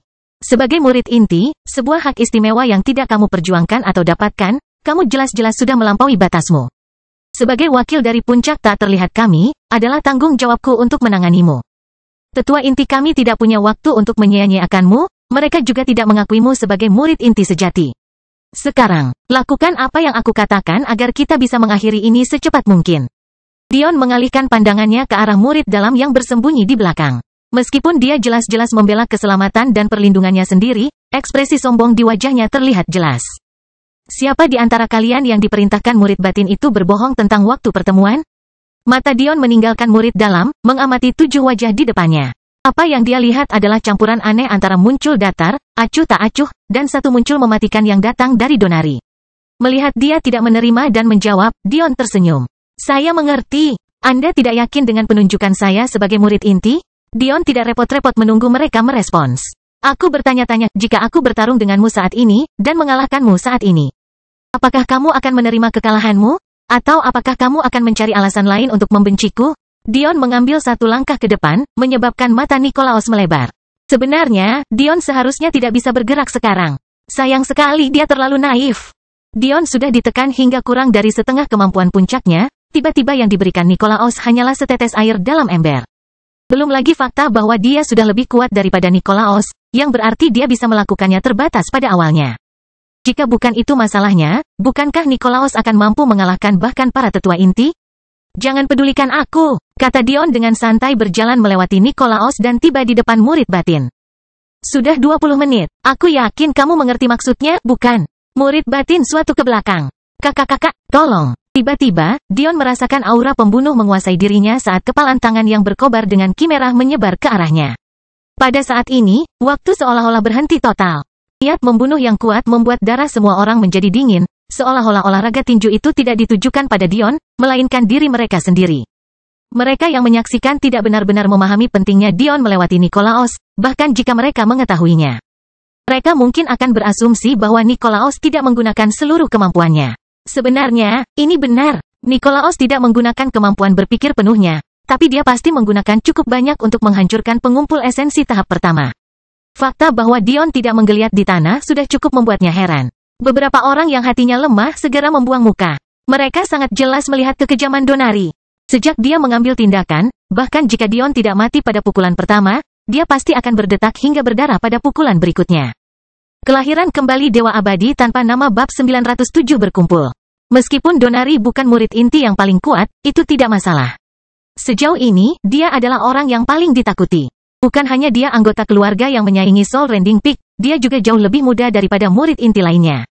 Faktanya, dia adalah murid inti termuda dalam sejarah Unsen Peak. Dia belum memiliki gelar karena dia belum menjalani uji coba, tetapi tidak ada yang meragukan bahwa ketika dia melakukannya, dia akan menjadi adipati lagi di kuadran mereka. Dan sekarang, Duke itu hanya menyerang pengumpul esensi tahap pertama tanpa menahan 1 ons pun kekuatannya. Dion berbalik ke arah pukulan itu, dan menyaksikan pukulan itu menghantam dadanya. Boom! Angin kencang bertiup dari pusat tabrakan, membuat murid dalam terbang dan murid inti bersama Nikolaos berlari mundur dengan santai. Seolah-olah mereka memiliki perjanjian diam-diam untuk mengizinkan Donari melakukan apapun yang dia inginkan. Batu bata pavilion beterbangan, menciptakan kawah kecil berisi debu dan lantai retak. Debu beterbangan ke langit, bahkan ketika sesepuh sekte dalam menyaksikan dengan cemas dari langit, tidak mampu menghadapi kekacauan batin yang dia hadapi. Namun, ketika semua orang berasumsi bahwa Dion terluka parah, debu mulai mengendap perlahan, memperlihatkan 2 siluet. Di bawah tatapan kaget semua orang, Dion terungkap, dengan acuh tak acuh menatap tinju yang hancur di dadanya. Wajah Donari berkerut kesakitan, tak mampu menghentikan darah yang merembes dari mulutnya. Dion meraih pergelangan tangan Donari, mencabut salah satu lututnya hingga terjadi retakan yang memuakkan hingga membuat Donari menjerit kesakitan dan terjatuh ke tanah. Baru beberapa hari yang lalu, aku mengatakan bahwa puncak tak terlihat beruntung karena menjadikanku sebagai murid inti. Sepertinya tidak ada di antara kalian yang benar-benar mempercayaiku, atau kalian tidak akan menyerangku dengan kultivasi yang menyedihkan. Apakah kalian mengira hanya murid keempat pengumpul esensi panggung sudah cukup untuk melakukan banyak hal padaku? Kau tahu, aku tidak berencana menghadapi keangkuhanmu. Aku hanya tidak peduli. Entah itu apa yang kau pikirkan dalam benakmu, atau berbisik di antara teman-temanmu, aku sama sekali tidak peduli. Namun, saat kamu berpikir kamu punya hak untuk memperlakukan namaku seperti tanah, dan hidupku seperti tanah, saat itulah kamu benar-benar membuat aku marah. Ciri-ciri Donari adalah campuran dari kemarahan yang tak terkendali, rasa malu dan ketidakpercayaan total. Mereka sudah lama menebak bahwa Dion kemungkinan besar adalah seorang kultivator tubuh yang pertama dan terutama, atau dia tidak akan cukup kuat untuk menghadapi murid batin dengan mudah. Namun, masalah dengan pemurni tubuh adalah kesulitan dalam memahami tingkat kekuatan mereka jauh lebih sulit dibandingkan dengan jiwa dan energi. Kecuali jika Anda sangat terpelajar dan juga memiliki indera yang mampu menduduki peringkat di antara anggota teratas tingkat kultivasi Anda. Anda tidak akan memiliki kesempatan untuk melihat melalui seorang kultivator tubuh sampai Anda melawan mereka secara pribadi. Lebih buruk lagi bagi mereka semua. Meskipun mereka adalah orang seperti itu, mereka tetap tidak dapat melihat menembus Dion karena topengnya. Bagaimana Donari bisa tahu bahwa dia sedang menyerang benda langit? Meski ditekan, bagaimana dia bisa tahu bahwa penindasan Nikolaos berhasil pada Dion? Tetapi itu tidak seberapa dibandingkan dengan penindasan lainnya yang dia hadapi. Bagaimana dia bisa tahu betapa seriusnya Dion ketika dia mengatakan tidak ada orang yang lebih layak menjadi murid inti selain dia? Para murid inti merasa kulit kepala mereka mati rasa. Meski ada beberapa di antara mereka yang lebih kuat dari Donari, namun jika diminta mengalahkan Donari, apakah mereka mampu melakukannya dengan mudah? Mereka tidak tahu. Mau tak mau mereka melihat ke arah Valet dan Nikolaos, seiring berjalannya waktu, mungkin hanya mereka yang bisa mengalahkan Dion sepenuhnya. Namun, ketika mereka melihat ke arah Valet, mereka menyadari bahwa ekspresi datarnya telah berubah menjadi senyuman sementara Nikolaos masih linglung. Dion tidak peduli lagi dengan Donari, malah berjalan ke arah murid sekte dalam yang terbaring menggigil di kejauhan. Kamu punya satu dari dua pilihan, Dion berbicara perlahan dan penuh arti. Yang pertama aku cabut dua anggota tubuhmu sesuai dengan 20 menit kamu membuatku menunggu. Yang kedua kamu diikat ke tiang sampai tanggal keberangkatan kita yang sebenarnya. Yang mana? Aku. Kamu tidak bisa melakukan ini? Itu melanggar aturan. Paling-paling aku hanya berbohong kepadamu sedikit, bagaimana hal itu bisa menjamin hukuman seperti itu? Kamu berbicara tentang penindasan. Apakah kamu tidak menindasku sekarang? Aku ingin tahu. Dion memulai. Saat kamu berencana melawanku, apakah kamu akan melakukannya jika kamu tahu persis seberapa kuatnya aku? Aku. Murid sekte dalam tidak menjawab. Dia benar-benar tidak akan berani melakukan apapun jika dia tahu Dion begitu kuat. Merasa dunianya hancur, murid sekte dalam hanya bisa berlutut, membanting kepalanya ke tanah yang retak. Tolong, aku minta maaf. Aku terpaksa melakukan ini, kalau tidak. Bagaimana aku sebagai murid batin berani bertindak melawan murid inti? Dion memandang murid sekte dalam yang bersujud sebelum melihat kembali ke arah Donari yang menggeliat, Nikolaos yang tertegun. Dan, yang mengejutkan, Valet yang tersenyum. Alisnya sedikit berkerut ketika dia melihat wajah Valet yang aneh. Tetapi ketika dia melihat Valet memerah setelah mata mereka bertemu, kebingungannya semakin dalam. Ada apa dengan wanita ini? Dia membenciku beberapa hari yang lalu. Tanpa kata pun, Dion pergi, meninggalkan murid sekte di tanah. Dia tidak perlu mengucapkan kata pun agar semua orang dapat memahami maksudnya. Kali ini saya telah menunjukkan belasan belas kasihan, tetapi jangan menyampaikan saya lagi. Setelah tindakan Dion, tidak ada lagi yang berani meremehkannya. Meski karakter seperti Valet dan Nikolaos tidak takut padanya, karena mereka juga bisa mengalahkan Donari dengan mudah. Dion telah meninggalkan mereka dengan ketakutan yang cukup sehingga mereka tidak berani mengambil gegabah. Sebenarnya, Valet merasakan perasaannya terhadap Dion berubah. Dia sangat marah karena kepolosannya dirusak olehnya, tapi karena Dion begitu kuat meski masih sangat muda, dia mungkin bisa menggunakan ini untuk keuntungannya. Selama dia patuh, aku akan mengizinkannya menjadi suamiku. Jika tidak, HMPH, Dion, tentu saja, tidak tertarik pada Valet.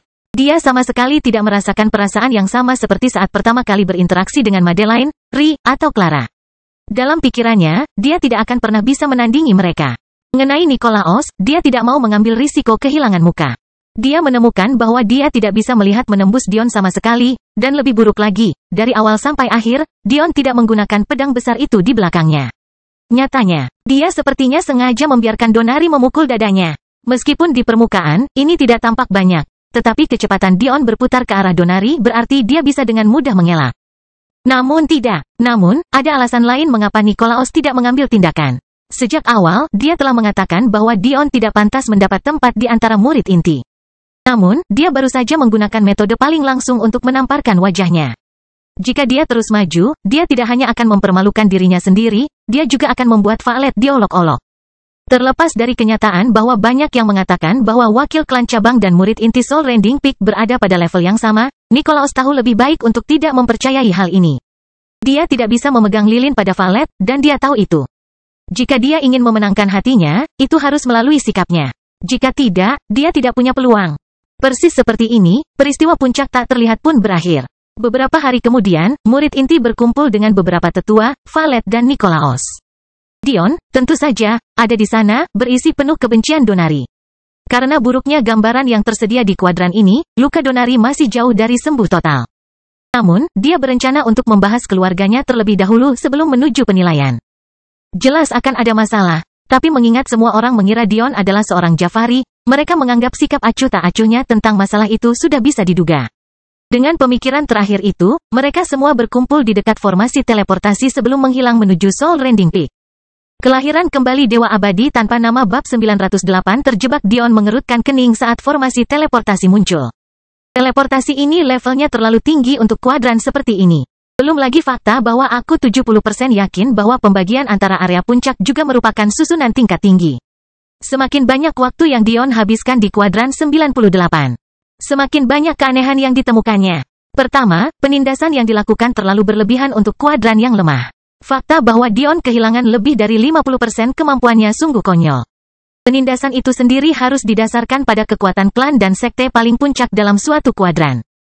Namun, klan dan sekte tingkat tertinggi di sini hampir dapat diperlakukan tanpa hukuman oleh Dion.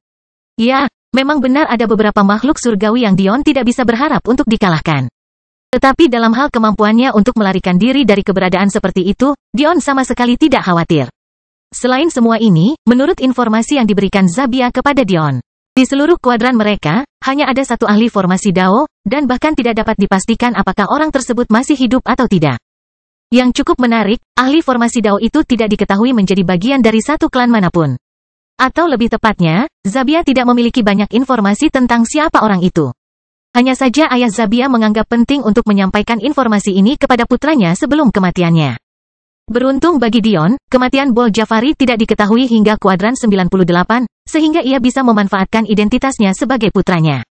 Bagaimanapun, ahli formasi Dao itu adalah yang terjauh dari pikiran Dion. Ahli seperti itu akan terus-menerus mengasingkan diri, atau terus-menerus bepergian untuk mencari terobosan. Ini karena dia tidak seperti para ahli formasi Dao dari kuadran kuat. Jika kuadran ke-98 tampak lemah, peluang perbaikan di sini terbatas. Hal ini menunjukkan bahwa kuadran ini seharusnya tidak memiliki keberadaan yang cukup kuat untuk menahan tekanan tersebut. Bukannya Dion tidak memikirkan kemungkinan bahwa mungkin ada kekuatan tersembunyi, atau mungkin penindasan ini masih berlangsung di masa lalu, klan dan sekte yang jauh lebih kuat. Terlebih lagi dia tidak memiliki bukti pendukung. Dia tidak bisa memikirkan alasan logis bagi suatu sekte untuk berpura-pura lemah, dan Jafari juga tidak memiliki informasi tentang klan masa lalu yang cukup kuat untuk memenuhi kriteria tersebut.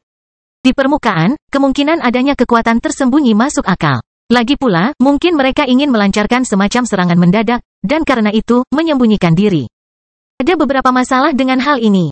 Pertama, menara epistemik bukan sekadar sumber daya biasa. Tidak, itu adalah sumber dayanya. Kuadran asal Dion turun dari peringkat nomor 1, menjadi hanya sekitar tahun 60-an, semata-mata karena kurangnya menara ini sebagai sumber daya budidaya. Penurunan kekuatan dan potensi sungguh luar biasa besarnya.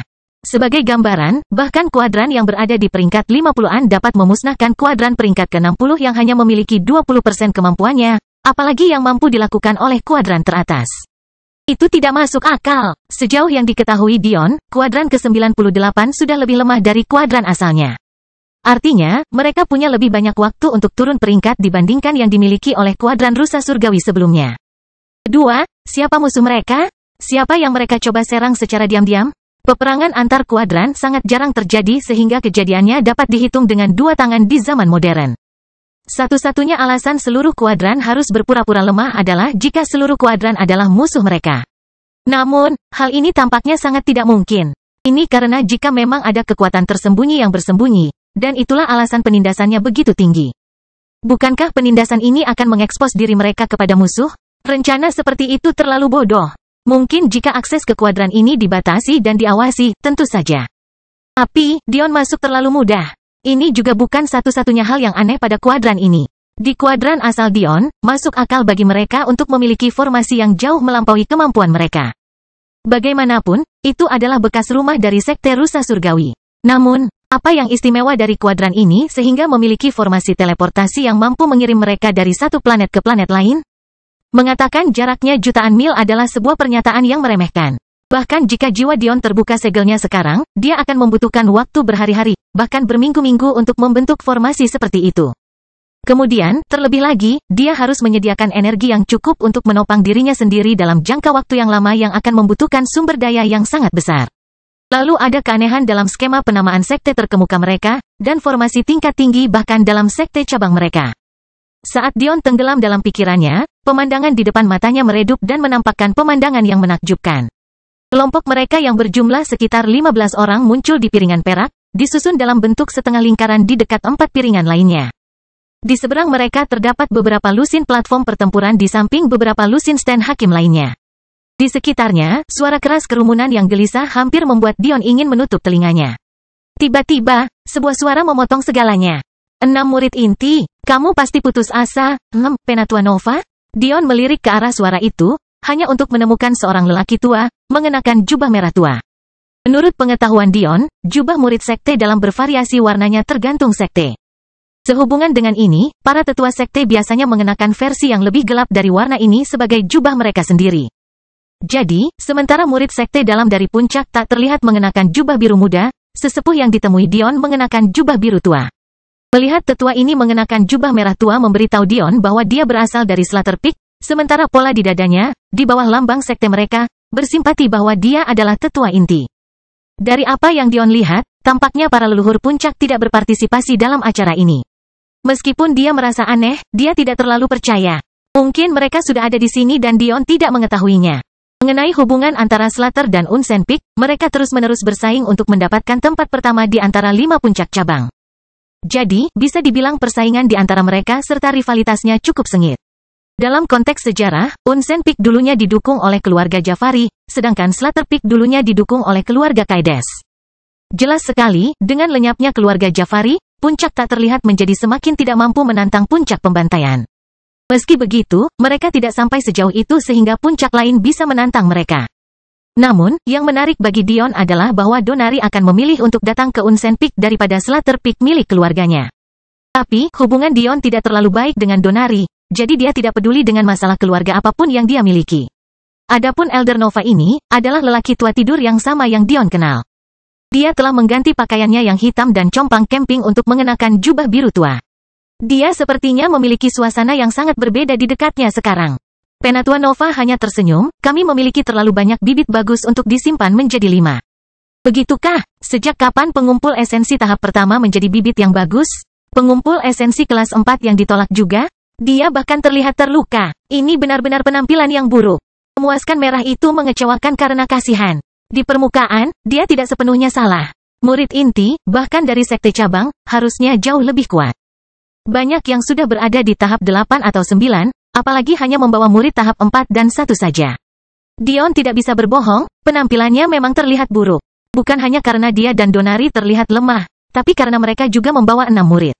Ada aturan tidak tertulis bahwa setiap cabang hanya akan membawa 5 murid terbaiknya. Meskipun itu bukan aturan yang sebenarnya, itu adalah aturan yang biasanya diikuti. Fakta bahwa Unsen Peak membawakan 6 membuatnya tampak seperti mereka membuang semua yang mereka miliki dan berharap ada sesuatu yang macet. Kelahiran kembali Dewa Abadi tanpa nama bab 950. Namun, mereka yang mengetahui kekuatan Donari lebih tahu. Dan, mereka yang telah melihat betapa mudahnya Dion menghancurkan Donari bahkan lebih jelas lagi bahwa dia adalah orang yang lebih aneh. Adikku, kamu seharusnya tidak sabaran. Kembalilah ke rumah dan berhentilah berdoa keras kepala. Seorang individu berambut merah marun dan bermata merah dari Slaughter Peak berbicara dari belakang tetua menunjukkan merah. Dion mengangkat kelopak mata. Dia berasumsi bahwa Donari akan dikultivasi oleh keluarganya ketika mereka mencapai puncak pembelahan jiwa, namun tampaknya itu bukan masalah. Persetan denganmu. Donari menjawab dengan sederhana dan lugas. Tidak pernah sekalipun melihat kakak laki-lakinya ini. Sejujurnya, Dion menganggap ini cukup lucu. Donari adalah orang yang telah membunuh secara disfungsional, entah sampai kapan. Saat ini, dia seperti anak kecil yang sedang mengamuk. Dion menganggap orang seperti ini paling menjijikkan. Dion mencondongkan tubuh ke arah Penatua Nova. Hei, Pak Tua, bagaimana kalau kita gagal? Kakak Donari mengerutkan kening. Apakah sekarang giliranmu untuk berbicara? Pelajari tempatmu. Dion berasumsi dia mencoba mengintimidasinya dengan melepaskan budidaya koleksi esensi tahap 10. Tetapi bagaimana budidaya seperti itu bisa mengganggu Dion?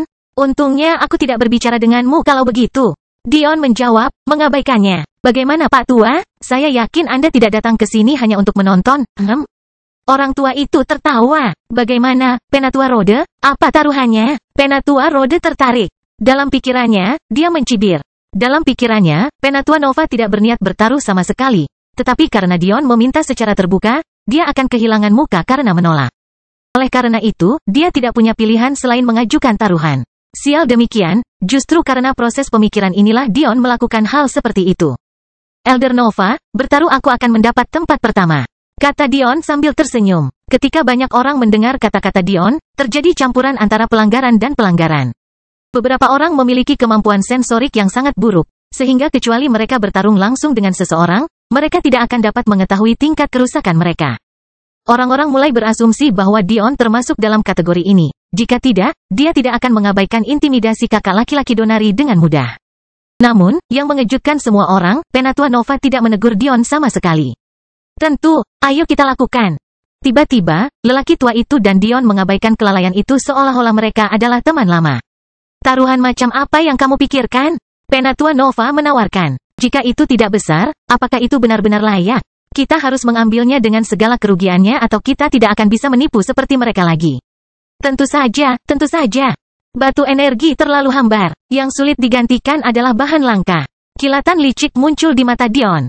Bahan langka dan prestise. Orang tua itu dan Dion saling menyeringai sebelum melihat ke arah Penatua Rode yang sudah sangat marah sekarang. Dion mengeluarkan botol dari cincin spasialnya. Ini 100 tetes madu dari Jade Queen Bee. Pada saat itu, seolah-olah sihir aneh telah menyapu seluruh Coliseum, menyedot seluruh suara. Bagaimana mungkin mereka semua tidak memahami pentingnya apa yang baru saja diungkapkan Dion? Di kuadran miskin seperti ini, kapan mereka pernah melihat harta karun seperti ini? Itu benar-benar menghancurkan bumi. Semua orang tahu bahwa madu dari lebah Ratu Giok dapat meningkatkan derajat meridian seseorang. Tetesan pertama menjamin kenaikan 1 tingkat, sesuatu yang dialami Dion saat pertama kali meminum madu.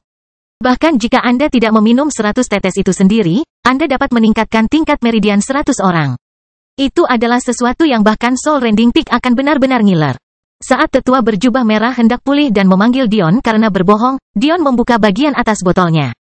Pada saat itu, seluruh arena dipenuhi dengan aroma yang tak terbantahkan.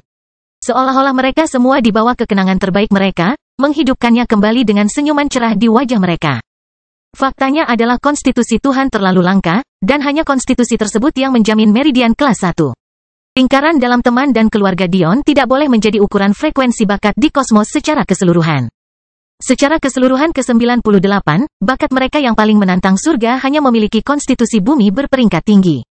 Sepanjang sejarah mereka, jumlah mereka yang memiliki konstitusi surga dapat dihitung dengan 1 tangan.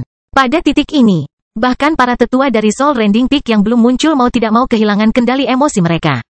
Jika murid inti mereka diberi 1 tetes saja, bukankah peringkat mereka akan naik? Harta karun ini, itu terlalu berharga. Bahkan Penatua Nova yang telah menjadi rekan Dion dalam semua ini harus menggunakan seluruh kekuatan kemauannya untuk tidak gemetar. Jika dia mendapat setetes saja, bukankah leher botol yang selama ini dia perjuangkan akan hilang begitu saja? Sejujurnya, saya sudah mengambil bagian yang adil. Dion melambaikan botol itu seolah-olah botol itu hanya berisi air. Jumlah yang tersisa tidak cukup bagiku untuk maju lebih jauh, jadi sebaiknya aku menggunakannya sebagai taruhan. Bukan begitu, kata-kata Dion segera menyiram air dingin atas keserakahan orang-orang yang menonton. Banyak yang berasumsi bahwa karena Dion mengeluarkan botol itu dengan begitu mudah, dia pasti menyembunyikan harta karun lainnya. Tapi, pernyataan polosnya menjelaskan bahwa hanya ini yang dia miliki. Tentu saja ini disengaja. Para tetua ini terlalu meremehkan Dion untuk menganggap bahwa dia menipu mereka. Lagi pula, hanya seorang pengumpul esensi tahap pertama yang menggunakan taruhan sebesar itu untuk bertaruh pada dirinya sendiri? Bukankah itu terlalu terbelakang? Namun, Dion tersenyum polos. Saya juga yakin Slaughter Peak Anda tidak memiliki harta yang setara. Bagaimana Anda berencana bertaruh dengan kami? Wajah tetua berjubah merah itu tiba-tiba berubah menjadi merah menyala. Dia benar-benar tidak memiliki apapun yang sebanding dengan nilai setetes madu ini, apalagi 100 tetesnya. Tidak apa-apa, tidak apa-apa, Dion mengubah tangannya, menyimpan botolnya. Tunggu, kakak laki-laki Donari tiba-tiba menyela, kilatan cahaya di matanya seolah-olah dia telah melihat melalui Dion. HMPH, Anda pikir Anda bisa menakut-nakuti kami agar tidak bertaruh seperti ini? Kamu masih terlalu lembut, apakah ada sesuatu yang penting? Tanya Dion. Aku berani bertaruh pada teknik puncak surga keluarga Kaedesku. Kali ini, kumpulan mulai memainkan hingga tingkat gangguan yang menggelikan. Sumber daya yang digunakan sekali saja tidak seberharga teknik budidaya. Sebenarnya, teknik puncak surga masih kurang dari 100 tetes madu Ratu Giok ini. Namun, teknik itu tidak terlalu buruk sehingga orang lain akan meremehkannya karena menggunakannya sebagai taruhan. Kamu yakin? Tanya Dion. Ya, kamu agak pendek, kata Dion perlahan. Jika kita kalah, aku akan menjadi pelayanmu selama 100 tahun. Pendeta mengulurkan merah menimpali. Bagaimana ini bisa lebih sempurna? Inilah yang kuinginkan. Dion tidak bisa menahan tawa dalam hati. Sejak awal, dia menginginkan kesempatan untuk mencuri pejabat tinggi sekte tersebut sehingga dia bisa menginterogasi mereka tentang hal-hal yang tidak dapat dia ketahui dari masyarakat umum. Sekarang seseorang dengan sukarela melompat ke pangkuannya. Bagaimana dia bisa menolaknya? Dion mengeluarkan kertas perkamen yang khusus digunakan untuk kontrak jiwa. Kesepakatan, kata Dion sambil tersenyum. Tapi, 50 tahun diantaranya akan berada di bawah Penatua Nova. Kelahiran kembali Dewa Abadi tanpa nama bab 910 merasa ketika Dion sedang dalam proses pengambilan kontrak jiwa. Sebelum siapapun dapat melihat apa yang terjadi, tangan Elder Nove melesat ke depan dengan kecepatan yang membutakan, menghancurkan perkamen itu. Mata Dion menajam melihat tindakan ini. Dia dapat dengan jelas melihat tindakan Penatua Nove. Namun, dia terkejut saat mengetahui bahwa meskipun dia menginginkannya, dia tidak bisa mengelak. Pada saat itu, otak Dion bekerja keras. Mengapa Peter Nova menghancurkan perkamen itu dengan begitu terang-terangan? Faktanya, dari kelihatannya, kekuatannya jauh melampaui Elder Rode, kalau dia tidak akan menyadari tindakan Elder Nova. Penatua Nova melangkah maju, menyembunyikan posisi canggung Dion seolah-olah tidak terjadi apa-apa dan mengeluarkan kertas perkamen lain dari cincinnya sendiri. Ketika Dion melihat jenis kertas perkamen itu, dia langsung mengerti. Apakah kebencian terhadap benar-benar tertanam dalam di kuadran ini sehingga mereka bahkan tidak mengizinkan penggunaan kontrak jiwa? Saat itu, Dion sangat bersyukur. Meskipun dia tidak takut pada para ahli di kuadran ini, jika dia secara terang-terangan menimbulkan kemarahan mereka, misinya pada dasarnya akan berakhir bahkan sebelum dimulai. Kalau begitu, mari kita tanda tangani kontrak darah. Penatua Nova berkata sambil tersenyum. Dia yakin Dion dapat memahami arti tindakannya. Atau, lebih tepatnya, dia sedang menguji Dion. Jika pemuda ini tidak mengerti, dia tidak layak untuk dibantu sama sekali. Bagus. Mata tetua menunduk merah itu berbinar, jelas yakin akan kemenangannya. Sama sekali tidak menyadari fakta bahwa saingan lamanya telah melampaui dirinya lebih dari 1000 kali lipat, di masa lalu. Penatua Nova melirik sekilas ke arah Dion. Melihat dia berdiri dengan tenang, dengan tangan terlipat di belakang, Penatua Nova mengangguk puas. Namun, dia juga mulai bertanya-tanya siapa sebenarnya Dion. Secara logika, anggota sejati keluarga Jafari harus memahami tabu budidaya dan harta yang berhubungan dengan jiwa di sini. Kecuali, Patriark Bol sengaja menyembunyikannya dari anak. Lagi pula, agar Dion muncul di sini sendirian, dia jelas tidak mendapat dukungan penuh dari keluarga Jafari. Kecuali, apakah keluarga Jafari sudah ada di sini? Alis Peter Nova cukup menegangkan. Tapi, pada akhirnya, dia tidak bisa menemukan kebenarannya dan hanya bisa membiarkan hal itu terjadi. Setelah kedua pihak menyelesaikan kontrak dan meneteskan darah mereka ke atasnya, kertas perkamen coklat itu berubah warna menjadi merah cerah sebelum terbakar menjadi tertutup. Dengan itu, kontraknya selesai. Asina, kenapa kamu menyeretku ke sini? Kamu tahu Lilith menyuruh kita untuk tidak banyak bergerak.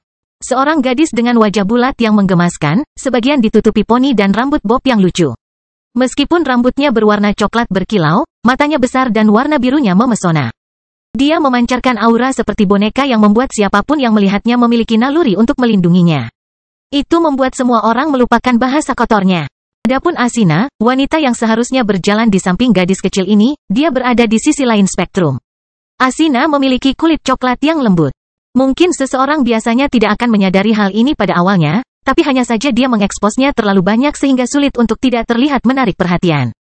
Dia mengenakan baju ketat-ketat dengan huruf V yang dalam di bagian tengahnya sehingga pusarnya terlihat.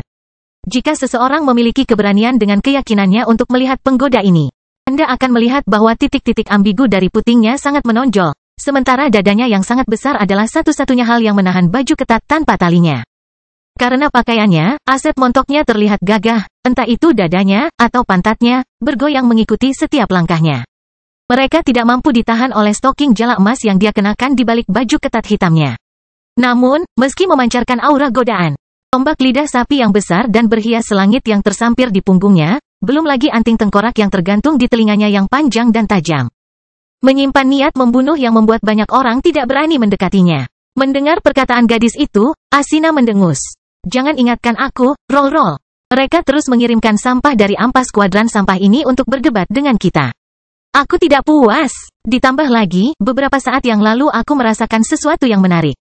Sesuatu yang menarik? Gadis manis bernama Roro melompat-lompat untuk mengimbangi langkah panjang Asina. Aku tidak bisa sepenuhnya yakin kecuali aku pergi ke sana. Tapi jika apa yang kurasakan benar, kebosananku pasti akan hilang. Meskipun Roro terlihat seperti gadis kecil yang lucu, dia masih berusia 14 tahun. Belum lagi fakta bahwa dia sangat cerdas.